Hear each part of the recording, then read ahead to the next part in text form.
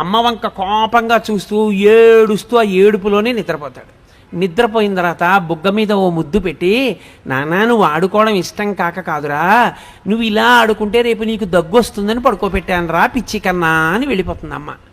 అమ్మ నిన్ను నిద్రపుచ్చింది, అమ్మ నిన్ను లాలించింది. అసలు నువ్వు అమ్మ గుండెల దగ్గర పడుకోవడమే చంటితనంలో నీకున్న పెద్ద భద్రత. అందుకని ఆమె లయకర్త, సృష్టికర్త, స్థితికర్త, ప్రళయకర్త యొక్క మూడు లక్షణములు పరదైవము అన్వయమయ్యేది ఈ లోకంలో ఒక్క స్త్రీ ఉపాధి ఎందే, మాతృత్వమునందే. దీనికి మినహాయింపు ఇతర ప్రాణుల యందు కూడా లేదు. ఒక కోడి తన గుడ్డు తాను పొదుగుతుంది. రామకృష్ణ పరమహంస అదే అంటారు, కోడి గుడ్డు పెడుతుంది.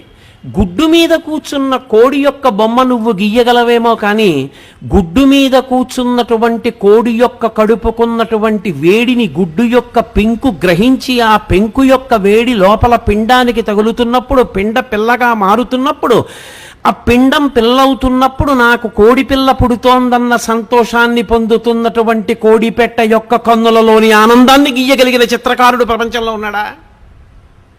అది పరదేవత. కోడి ఎంత, దాని బతుకెంత.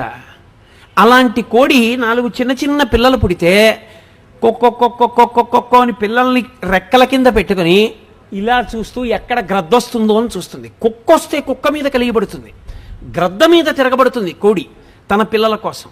ఎవరు నేర్పారు కోడికి పిల్లలకి అలా పోషించమని? ఎవరు నేర్పారు రక్షించమని? ఒక కుక్క, ఒక పంది అన్ని పిల్లలు వెంటపడతాయి, స్తన్యములు వేలాడుతుంటాయి. అన్ని స్తన్యములను అన్ని వేపుల నుంచి తాగుతుంటాయి పంది పిల్లలు. అది ముందున్నటువంటి మురుగుడు కాలువలో ఉన్న అన్నం తింటూ ఎట్నుంచైనా కుక్కొచ్చి పిల్లల్ని ఎత్తుకుపోతుందేమోనని పెద్ద నోరు తెరిచి వాటి మీద కలియబడుతుంది. ఎవరు నేర్పారు పందికి? నువ్వు తల్లివయ్యావు, ఇవి నీ పిల్లలు, నువ్వు రక్షించుకోవాలని నేర్పారా? ఎవరు నేర్పలేదు. అందుకే సృష్టి స్థితి లయ యందు తండ్రి పాత్ర కన్నా తల్లి పాత్ర గొప్పది. అందుకని వేదం అంది మాతృదేవోభవ, ముందు నమస్కారము తల్లిదే. తల్లిదే మొదటి స్థానము. తల్లి లేనినాడు తండ్రి సాకలేడు, ఆయనకి సాధ్యమయ్యే విషయం కాదు. అందుకని తల్లికి మొదటి స్థానం ఇచ్చి గౌరవించడానికి కారణం అది. మీరు ఆలోచించవలసింది, మీరిప్పుడు కూర్చుని తల్లిని తండ్రికి బేరీజు వేయకండి. ఒక పసిపిల్లవాడిగా ఈ సృష్టి కోణాన్ని ఆలోచించండి. అది వేదం యొక్క పవిత్ర దృష్టికోణం. సృష్టిని ఒక పసిపిల్లవాడిగా సృష్టి క్రమాన్ని ఆలోచించి గౌరవించింది వేదం.